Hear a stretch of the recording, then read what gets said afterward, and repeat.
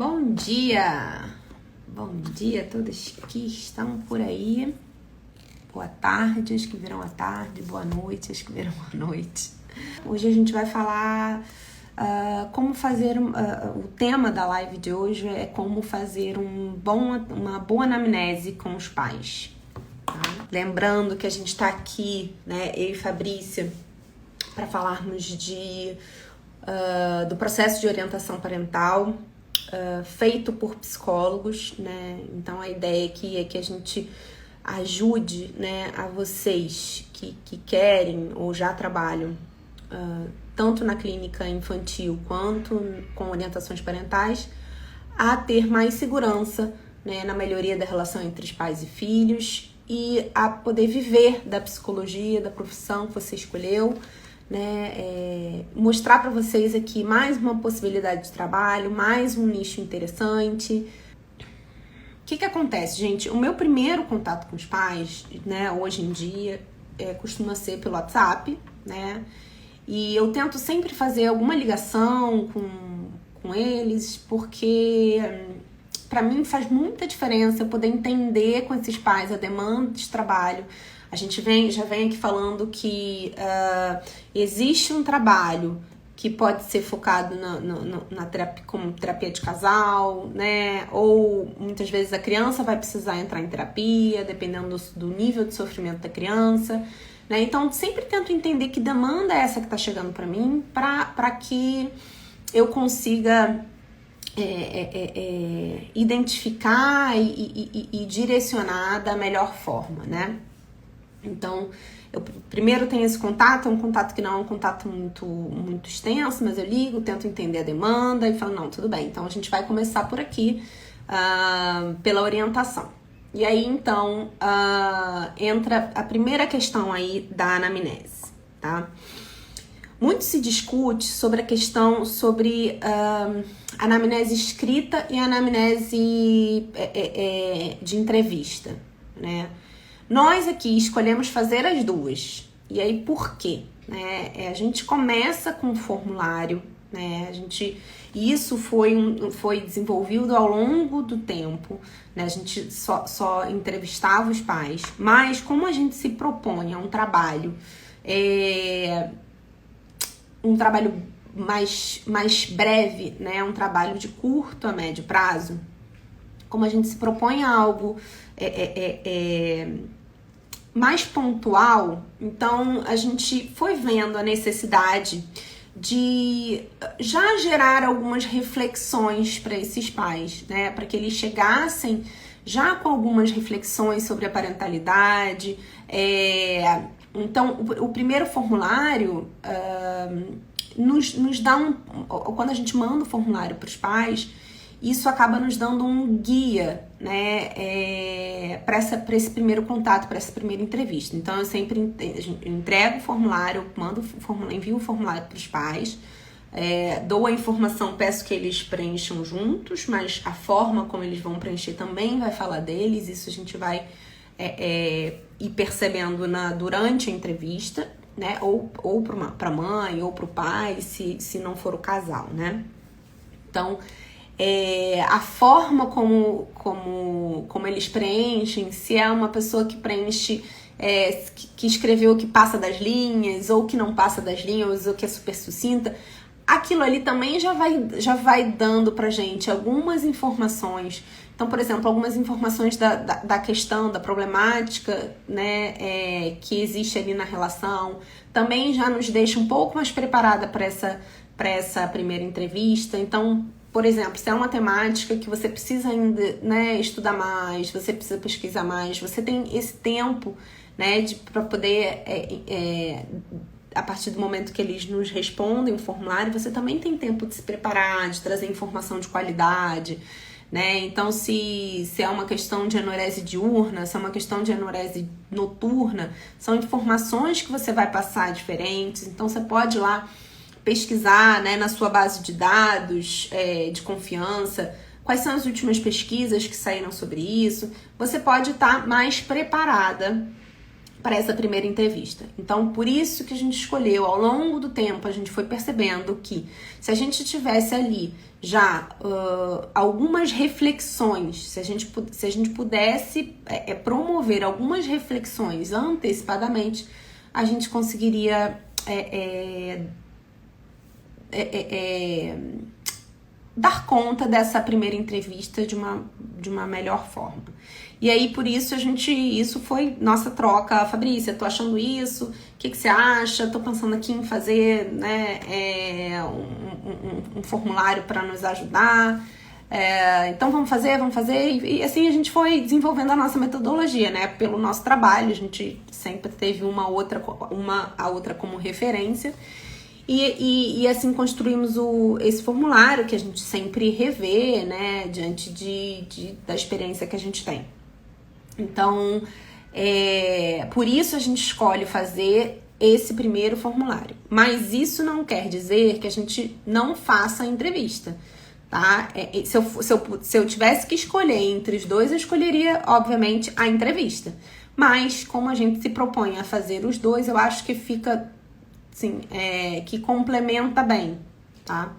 Então, chegando esse formulário pra gente, a gente vai analisar ali, vai ter aquelas primeiras impressões, né? Vai buscar estudar o que precisar ou não precisa, então tudo bem. E aí você vai para a primeira entrevista. Nós escolhemos fazer essa primeira entrevista, uma entrevista mais longa, né? Então, geralmente a gente separa ali 1h30, mais ou menos, da nossa agenda. Provavelmente toma 2 horários da nossa agenda. E aí você pode definir se você vai cobrar mais ou se você não vai cobrar mais por isso, se você vai fazer isso também, se faz sentido para você fazer isso ou não.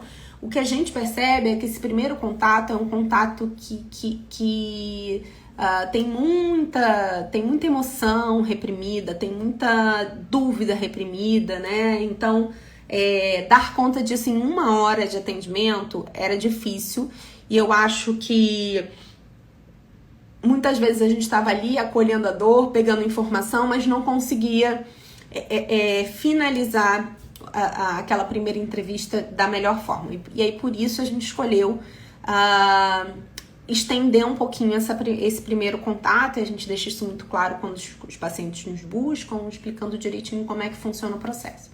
Então, existe o formulário e existe uma entrevista mais longa, porque ali a gente entende que aquele é um momento que alguns itens, né, alguns pontos precisam ser desenvolvidos. E aí eu vou começar a falar sobre eles, né? Eu acho que o principal e assim o que é muito importante é que esses pais, primeiro assim, estar ali na posição de pedir ajuda na parentalidade, nessa função, é muito difícil para qualquer pai, né? Existe dor ali por trás, existe sofrimento por trás, né? Principalmente para aquele pai que está em orientação parental e que assume para ele mesmo a sua responsabilidade nessa relação, né? Porque quem atende criança sabe que muitas vezes a gente recebe as crianças como se elas fossem o problema, né? Então, conserta aqui que veio com defeito, né? Mas quando os pais procuram para orientação, eles já estão ali percebendo a responsabilidade deles naquela relação. Então é sempre muito doído assumir que não é totalmente capaz. O que pra gente, pra mim como mãe, depois da minha experiência de maternidade, é muito claro que não tem manual, que a gente não sabe fazendo, que por mais que eu tenha estudado horrores sobre isso, quando chegou a minha vez eu tive uma dificuldade incrível, e tenho até hoje, né? E tenho as minhas desregulações até hoje, né? E falho em algum momento até hoje. Então, mas é sempre muito doído, né? Lidar com isso. Então, lembrando, gente, que essa primeira entrevista, né, é um momento em que eles estão ali admitindo, né, uma inabilidade, uma incapacidade, algo que eles não estão conseguindo sozinhos, que isso por si só já é muito doído, tá? Então ali tem essa primeira entrevista, ela é carregada de muita dor, de muito sofrimento, e a gente precisa ali ter uma postura acolhedora, né, mostrar que para esses pais que sim, é muito difícil, que a gente entende o quanto difícil é estar naquela posição, que a gente entende o quanto o quanto aquele passo é um passo importante e difícil para eles. Então, assim, acolher aquilo que chega, aquelas dificuldades, né? Eu acho que é assim, se eu pudesse listar em termos de prioridade, essa é a prioridade número 1, né? A gente, muitas vezes, assim, eu já tive em primeiras entrevistas que eu precisei ficar nisso, né? Porque a dor, o sofrimento era tanto, às vezes até a própria descrença daquele processo era tanta que eu precisava ficar ali, né? E talvez não buscar tantas informações que eram importantes para mim, até informações do formulário, né? Porque eu precisava lidar com aquela dor ali. E muitas vezes isso é transformador também, né? E aí enfim, numa segunda entrevista a gente vai tentar buscar as informações que a gente precisa, né?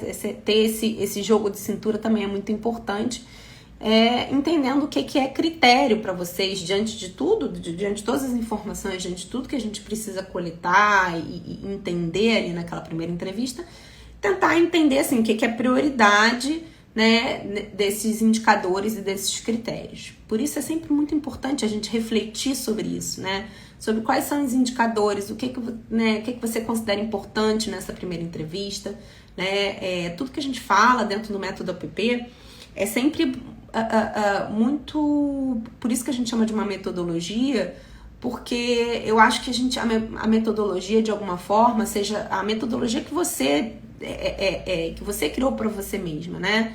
É importante porque você tem algum rumo para o trabalho, né? Então, eu classifico dentro do meu trabalho que o acolhimento é prioridade nesse processo, tá? E se você entende que a família tá ok com aquele acolhimento inicial e que você pode passar para os próximos, né, para as próximas etapas, ótimo, né? Na maioria das vezes é o que acontece, sim. Mas em outros momentos eu preciso ficar na escuta, no entendimento do que está por trás, do que carrega, né, das emoções que são carregadas ali para aquele primeiro contato. Bom, dito isso, a gente vai para uma segunda, para um segundo critério que eu acho importante da anamnese, que é justamente conhecer um pouco melhor aquela família, conhecer um pouco melhor aqueles costumes, né? Conhecer um pouco sobre quais são os valores que permeiam aquela família. E aí sim você vai buscando informações sobre a história daquela família, a história daquela criança, informações que vão nos ajudando a criar as primeiras hipóteses diagnósticas na nossa cabeça, né? E construindo com eles, até porque quando a gente conta uma história, a gente também resgata, né? A gente também consegue compreender melhor nossas escolhas, e isso é um processo que os pais passam, né? Então a gente precisa ir também entendendo como é que foi, como é que é a história daquela criança naquela família, como é a história daquela família, como é que é a história daquele casal, né? Em relação à parentalidade, a gente não vai entrar na história romântica daquele casal, tá? A não ser que aquela história romântica tenha alguma reverberação na história daquela família, né? Então, na verdade não é na família, né? É na relação pai, mãe e filho, que é o nosso foco de trabalho, tá? Isso a gente precisa sempre estar muito alinhado, que o nosso foco de trabalho é esse. Porque senão a gente pode deixar essa primeira entrevista e ir para uma primeira entrevista de um casal, como já aconteceu comigo, né? E a coisa era tão evidente, que eu precisei descrever isso pra eles. Olha, a gente passou aqui 1h30, né? Mas eu não ouvi o nome do fulaninho. Então, talvez a gente precise repensar de que forma isso vai continuar, né? Talvez isso aqui não seja um trabalho de orientação parental. Talvez isso aqui precise ser um trabalho inicial de vocês irem para uma terapia de casal, né, para que depois vocês possam conseguir olhar para esse papel específico da parentalidade. São raros os momentos que são raros os momentos dentro da minha experiência que eu fiz isso, mas eu já precisei fazer, porque era uma coisa muito evidente, não tinha como esconder, né? Não tinha como dizer ali que eu não tinha visto. Então, a gente vai tentar entender com esses pais a história, né? Compreender, e aí o formulário também nos ajuda, né? A ter um guia aí para seguir, né? E até escutar um pouco deles. A gente primeiro faz perguntas mais abertas, né? Então, como é que foi preencher esse formulário? Vocês preencheram juntos, não preencheram? Talvez ali eles já digam para você o que ficou de mais como figura, né? Naquele preenchimento. Então, se ficou como figura é porque aquilo de alguma forma os tocou, né? E aí você vai conseguindo... com esse olhar, né, sempre forma e conteúdo, né, qual foi a pergunta ou qual foi a parte do questionário que eles quiseram trazer primeiro, né, o que isso fala deles. Então a gente vai sempre olhando forma e conteúdo nessa primeira entrevista e criando então as nossas hipóteses diagnósticas, entender como funciona esse sistema familiar, né, de que forma se é um sistema familiar muito flexível, se não é muito flexível, né, a gente também vai aí compreendendo, tendo uma visão mais ampla a partir desses primeiros relatos, tá? Então a gente já falou aí de 2 etapas, que são 2 etapas importantes na anamnese. Lembrando que muitas vezes a gente pode ficar numa delas, porque vai depender do que você eleger como prioridade para você, para nós, por exemplo, o acolhimento, a escuta do sofrimento, né? E se o sofrimento for muito grande, provavelmente você vai ficar naquilo mais tempo, né? E a coleta de informações pode ficar por um outro momento, tá? Só voltando um pouquinho para que isso fique mais claro para vocês. Bom, é importante sempre, como eu falei, assim, forma e conteúdo, entender como esse casal se apresenta ali para você, ou como essa mãe se apresenta para você, né? Como é que é a comunicação deles dois. Então, tô dizendo que não é só aquilo que eles falam, mas a forma como eles falam, se um contradiz o outro, né? Ou se um sempre... Você percebe que ele tem uma opinião, mas ele acaba concordando com o outro. Isso também vai dando para você algumas informações do que pode estar acontecendo ali naquele sistema, tá? De que forma que um elemento se impõe ao outro, né? Isso pode dando ali já algumas informações e dentro da nossa metodologia a gente oferece ferramentas para que você consiga organizar essas primeiras hipóteses diagnósticas, né, para que então durante o processo isso seja validado ou não, e você com essas hipóteses mais desenhadas mesmo, estruturadas, você consegue dar, né, você consegue dar com mais facilidade direcionamento para o trabalho. Então, eu já falei sobre a escuta, né, sobre acolhimento, falei sobre informação, a busca de informação. Falei também sobre a importância de a gente olhar forma versus conteúdo, né? Entender quais são as contradições ou não que existem ali, tá? Enfim, a partir disso, você vai criar suas hipóteses diagnósticas, criar o seu entendimento daquela família, né?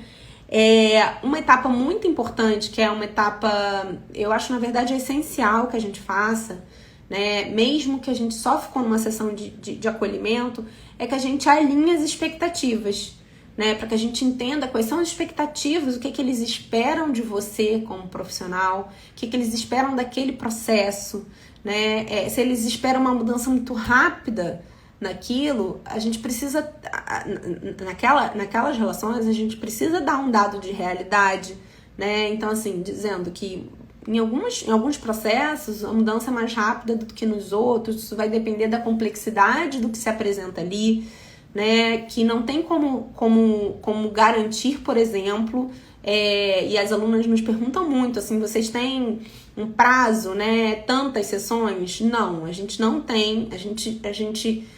O nosso trabalho, ele tem por característica ser um trabalho mais focado, justamente porque a gente fala de um papel que é da parentalidade, não é um trabalho que se expande tanto, então que a gente consegue focar um pouco mais, né? Mas a gente não delimita tempo.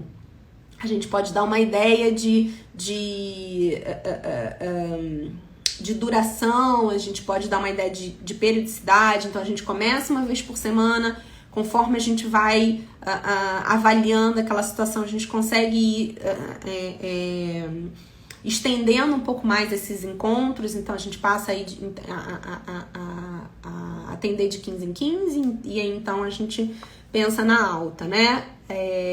Mas a gente precisa alinhar um pouco das expectativas, né? De que, por exemplo, o trabalho de um psicólogo dentro da orientação parental não é ensinar estratégias, basicamente, né? Não é ditar para aqueles pais o que é certo e o que é errado na educação. A gente vai precisar ter a gente tem um olhar mais amplo sobre esse trabalho, né? E isso, às vezes, essa expectativa ela vai precisar ser alinhada nesse primeiro dia e provavelmente vai precisar ser alinhada durante o processo, né? Então, eu já tive mães e pais que ao longo do trabalho, né, vinham com muita ansiedade de resolver, né? E eu precisava trazer o dado de realidade. Olha, não é assim. Vocês se constituíram nesse sistema familiar, nesses padrões de relacionamento durante muitos anos, né? Uma mudança, ela lida com certas resistências.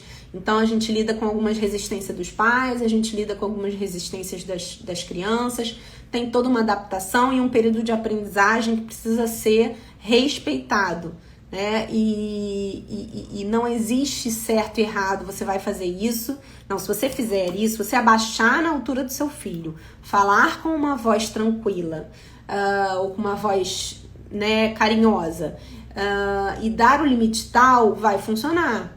Primeiro, vai depender de como esses pais fazem isso, né? De como esses pais interpretam isso que a gente está dizendo, de como é o temperamento dessa criança, né? Então, assim, a gente tem que levar em consideração o temperamento desses pais, se é possível para esses pais, porque, assim, pode ser que não seja possível para um pai abaixar e falar com essa voz, tal, que de fato não seja possível diante da personalidade dele, né? E que se ele se obrigar a fazer, não vai ser uma coisa espontânea, né? E provavelmente não vai funcionar com a criança. E aí, se é uma criança, por exemplo, que esse tipo de estratégia não funciona, a gente também vai estar ali martelando em algo que não vai funcionar. Então, a gente precisa dar esse dado assim para os pais, né? De que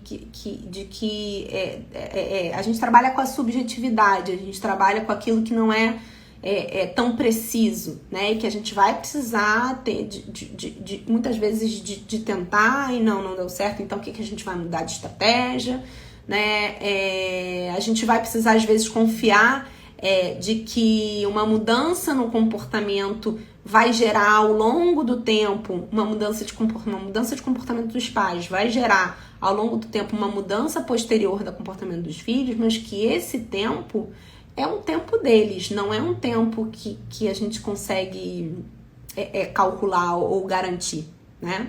Então a gente ali alinha as expectativas do que vai acontecer naquele processo de tempo, de tudo. E também, por fim, a gente vai definir com esses pais as regras que vão tangenciar essa relação. Então, essa é uma relação terapêutica e que ela vai ser permeada por regras, né? Regras que você estabeleceu para o seu serviço, para o seu trabalho, né? E que elas precisam ser eu acho que bem compreendidas por esses pais. Então, como vai ser o contato de vocês, qual o tempo da duração do processo, a duração da consulta, né? Como fica em relação à falta, a remarcações. Vocês, como psicólogos, sabem, né, a importância da gente estabelecer essas regras, né, nesse primeiro contato, para que depois a gente consiga manejar isso de uma forma mais tranquila ao longo do processo, tá? Então, eu diria que esses são os critérios, assim, os indicadores mais importantes para a gente, para que essa entrevista seja uma entrevista boa para você e para os pais, tá? Agora eu queria ouvir um pouquinho as dúvidas de vocês, entender quais são Ontem a gente até estava falando no curso, né? Uma aluna falou para uma aluna que tinha acabado de se formar, ela trouxe uma fala que é uma fala muito comum, né? Ela falou, eu tinha muito medo de começar a atender, ficava muito ansiosa na possibilidade de começar a atender, porque eu não saberia dar conta, né, das dúvidas e das estratégias, eu não dominava necessariamente as estratégias educacionais. E ouvindo vocês, eu percebo que o trabalho é muito além disso, né? O trabalho é compreender o que está por trás daquele mau comportamento da criança, o que está por trás daquela dificuldade daqueles pais de lidar com aquela questão, né? O que se passa no imaginário, na fantasia dessa criança, o que se passa no imaginário, na fantasia desses pais. Então, a gente sempre vai reforçar que, assim, as estratégias, aquilo que a gente vai sugerir, eles têm um peso importante, mas não é o maior peso desse processo, tá? Isso, inclusive, é algo que é posterior. A gente vai precisar entender o funcionamento, a gente vai precisar entender o que está por trás, para então poder ajustar, né, sugerir, construir com pais estratégias que sejam efetivas para aquela família, né? Então, a gente definiu uma regra, né? Eu posso ser uma orientadora parental, que tenho aqui uma lista de estratégias que eu posso, né, escolher aqui e sugerir aos pais.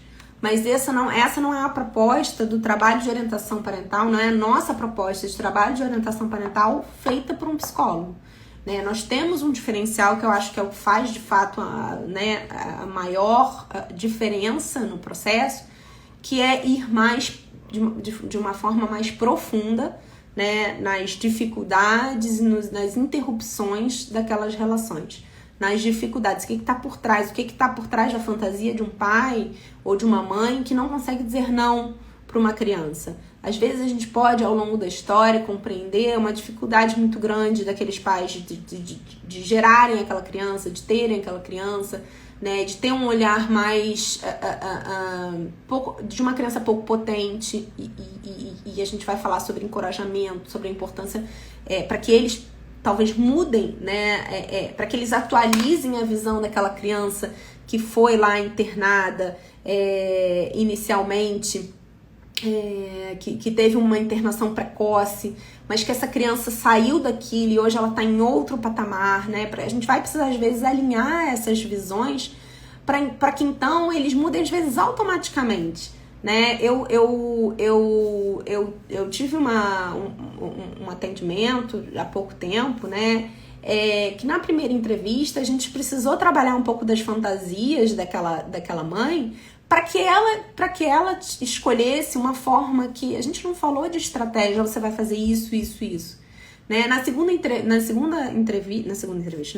sessão, ela já trouxe uma mudança muito grande, que ela escolheu, foi a forma como ela escolheu, ela só se sentiu mais autorizada por tudo que ela descobriu sobre ela mesma, e ela pôde criar a forma dela, que para mim, desde que respeitosa, né, desde que seja com base num respeito, que é a nossa prioridade, era a forma dela, era a forma daquela família de se relacionar, e tava tudo bem, né? E assim a gente precisa seguir, entendendo que cada família vai criar suas próprias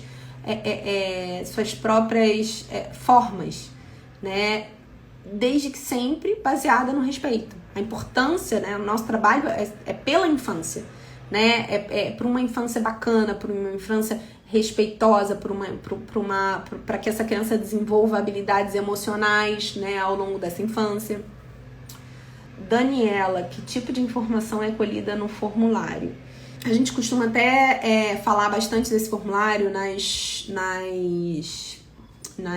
aulas, né? Quando a gente vai abrir turma, a gente costuma perguntar assim, informações sobre o desenvolvimento da criança, né? Informações sobre o histórico de como a criança foi gerada, né? Coisas que a gente entende como informações importantes, né? Que talvez vão dar indícios de algumas questões ou não. A gente pergunta, né, sobre, por exemplo, quais são os valores dessa família, né?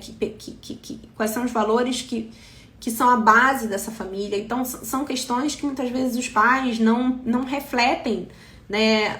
A gente quando engravida, né? A gente vai ler lá o que esperar quando está esperando, né? A gente vai ler, às vezes, até as estratégias educacionais, mas a gente não pensa em qual é a base, né? Então, assim, tudo bem, eu vou ler Crianças Francesas Não Fazem Mãe, eu vou ler Crianças Dinamarquesas não sei o quê, eu vou ler Disciplina Positiva. Por que eu tô lendo isso? Será que essas teorias, elas são coerentes com aquilo que eu quero? Né? Eu só consigo fazer essa leitura se eu consigo previamente compreender o que eu quero, né? Minimamente quais são os valores que vão basear a minha família. Então, a gente faz algumas perguntas, né, mais objetivas, outras perguntas mais abertas para compreender um pouco o funcionamento dessa família. Gente, eu vou finalizando então a live por aqui. Um beijo. Boa noite a vocês.